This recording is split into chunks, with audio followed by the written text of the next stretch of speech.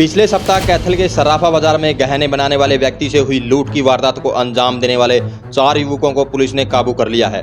चारों में मुख्य अभियुक्त गांव सोंगरी का रहने वाला है। उसने कैथल में रहकर सेना में भर्ती की तैयारी कर रहे नारनौंद जिले के 3 युवकों व एक गाँव बात्ता के रहने वाले युवक के साथ मिलकर इस वारदात को अंजाम दिया। यह 12वीं पास करने के बाद कोई काम धंधा नहीं करता। आरोपियों की यह पहली वारदात थी। देखिए कैथल एसपी ने क्या बताया। 28 तारीख को एक वारदात हमारे यहाँ हुई थी सिटी थाने के अंदर। सर्राफा बाज़ार से जो कंप्लेनेंट मिराजुद्दीन है, जो 15 साल से सोने के आभूषण बनाने का काम करते हैं, वो अपनी दुकान बंद करने के बाद में रात को 8 बजे के आसपास अपने घर के लिए जा रहे थे। तो उस दौरान 3-4 लड़कों ने, अज्ञात व्यक्तियों ने उनकी स्कूटी उनसे छीन ली थी और उन्होंने बताया था कि स्कूटी के अंदर उसमें गोल्ड भी था। जब वो स्कूटी छीनी गई तो वो गोल्ड भी उसके साथ साथ वो चोरी हो गया था। तो उसमें हमने जांच करी थी। मुकदमे की जांच जो है हमारी सीआईए की दोनों टीम हमने लगाई थी इसके ऊपर, जिसमें कि बाद में सीआईए 1 को इसमें सफलता मिली है और हमने इसमें वारदात को ट्रेस करते हुए 4 आरोपियों को गिरफ्तार कर लिया है। इसमें टोटल 5 आरोपी थे जिन्होंने वारदात करी थी, जिनमें से 4 को गिरफ्तार कर लिया है और एक अभी उसकी गिरफ्तारी बकाया, वो फरार है, उसको जल्द से जल्द गिरफ्तार किया जाएगा। जो 4 आरोपी जिनको गिरफ्तार किया गया है वो हैं, एक अमित है, 23 साल उम्र है इसकी, ये सोंगरी का रहने वाला है।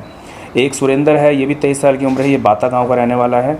और इसके अलावा जो बाकी 3 लड़के थे, ये तीनों नारनौंद के थे, जिनमें से 2 गिरफ्तार हो गए। दोनों संदीप हैं, नारनौंद के रहने वाले, और एक लड़का जो है अभी इसकी गिरफ्तारी भी बकाया है। तो इन चारों लड़कों ने जो है कि लूट की जो योजना बनाई थी, ये अमित जो है लड़का जो सोंगरी का रहने वाला है, इसने बनाई थी योजना। और सारी प्लानिंग बनाने के बाद में इसने इनको अपने साथ प्लान में शामिल किया। इन्होंने इसकी रैकी करी थी 3-4 दिन तक इसकी दुकान की, और उसके बाद योजना के अनुसार इन्होंने मार्केट में जब ये दुकान को बंद करके अपने घर जा रहे थे तो उस दौरान इन्होंने इसके साथ हाथापाई करते हुए इसकी स्कूटी छीन ली थी और स्कूटी को छीन करके इससे यहाँ से मौके से फ़रार हो गए थे। उसके बाद में जब हमने इसकी इन्वेस्टिगेशन किया तो उसमें फुटेज आई थी। फुटेज में इनके कुछ फेसेस पार्शियली विजिबल थे, किसी में कुछ क्लियर विजिबल थे। उसके आधार पे इसकी अमित की पहचान की गई और उसके बाद में अमित की जब पहचान हुई तो अमित का फिर हमें मोबाइल नंबर मिला। मोबाइल नंबर जो है उसकी लोकेशन एक्टिव थी, उसके आधार पर इसको इसके घर से गिरफ्तार किया और इसी ने उसके बाद में गोल्ड की भी रिकवरी करा दी है, जो कि पूरा जो गोल्ड था वो रिकवर हो गया है। और उसके बाद में जो बाकी तो 3 साथी थे उनके नाम भी इसने अमित ने ही बताए और उसके बाद में इन तीनों को भी आरकेएसडी कॉलेज कैथल के पास से गिरफ्तार किया गया है कल रात को। वारदात से 1 महीना पहले जो घटना हुई थी इसी के साथ, उसमें भी यही लोग शामिल थे? नहीं, उसमें ये लोग शामिल नहीं थे।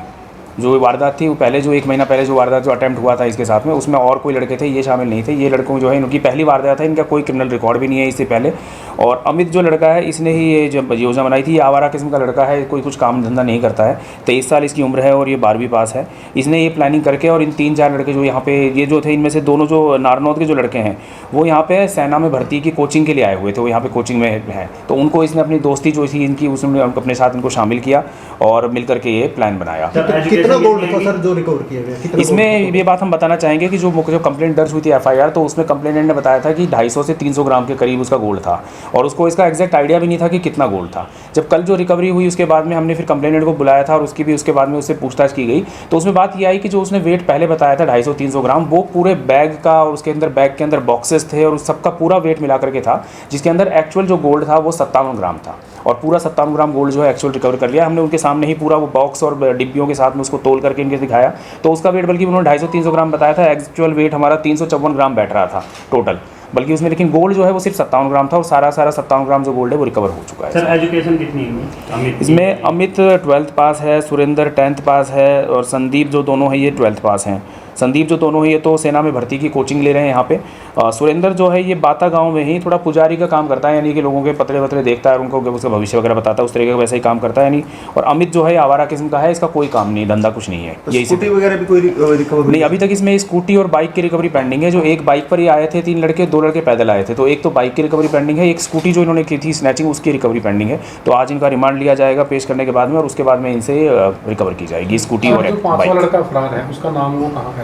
वो भी नारनौंद का ही रहने वाला है और उसका नाम यह है कि पहले हम उसको कर लें, इसलिए हम उसका नाम मीडिया के सामने बताना नहीं चाह रहे हैं। बाकी नारनौंद का ही रहने वाला है वो लड़का। बैकग्राउंड भी कुछ है कि पहले भी कोई वारदात तो कोई इन्होंने अंजाम दिया हुआ? नहीं, इनका कोई क्रिमिनल रिकॉर्ड पहला कोई नहीं है पीछे इससे पहले। नहीं, अमित तो वो आवारा किस्म का था, बाकी लड़कों की बैकग्राउंड जैसे परिवार से बाकी परिवार भी ऐसे ही हैं जैसे दोनों लड़के हैं, ये सेना में कोचिंग की यहाँ तैयारी कर रहे हैं, तो बिल्कुल गांव के वहाँ नारनौंद के रहने वाले हैं और इनका बैकग्राउंड ऐसा ही है, कुछ कोई बहुत ज़्यादा अच्छा बैकग्राउंड नहीं है, लेकिन कोई क्रिमिनल रिकॉर्ड भी नहीं है अभी तक, ये बात कही जाए। पैसों पूछों की जरूरत थी जैसे कोई नशा वगैरह? नहीं, इन्होंने अमित ने ही ये प्लान पूरा बनाया था और बाकी इनको अपने साथ में शामिल किया था कि भाई हम इस तरीके से एक वारदात देते हैं उसको, क्योंकि पता था वो पीछे इसने 4-5 दिन रैकी भी करी थी कि डेली रात को ये बंद करने के बाद दुकान इस तरीके से अपने घर जाते हैं और उस टाइम पे इनकी जो स्कूटी के अंदर ही है कुछ थोड़ा बहुत गोल्ड रख के ले जाते हैं। एग्जैक्ट अमाउंट उसको भी नहीं पता था, क्वांटिटी भी कितनी होगी कितनी नहीं होगी, लेकिन उसको ये था कि स्कूटी भी मिल जाएगी और साथ साथ स्कूटी के साथ में गोल्ड भी कुछ मिलेगा तो पैसा अपने आप में आ ही जाएगा। वारदात को अंजाम देने के पीछे कुछ रीजन बताया हो पूछताछ में? नहीं, रीज़न बस यही है कि वो पैसे के लिए करा है उसने। अमित ने प्लानिंग करी थी सारी, उसका यही था कि भाई कुछ पैसा आ जाए, कुछ काम धंधा करता नहीं है वो। सर जैसे इन्होंने वारदात को अंजाम दिया, मुकेश जी किधर शहर से बाहर चले गए थे या यहीं घूमना थे सर? नहीं, पहले शहर से बाहर चले गए थे, लेकिन जब उस टाइम पे 4-5 दिन जब हमने वारदात सॉल्व करी तब तक उन्हें लगा कि पुलिस को कोई क्लू लगा नहीं है, वो वापस आ गए थे।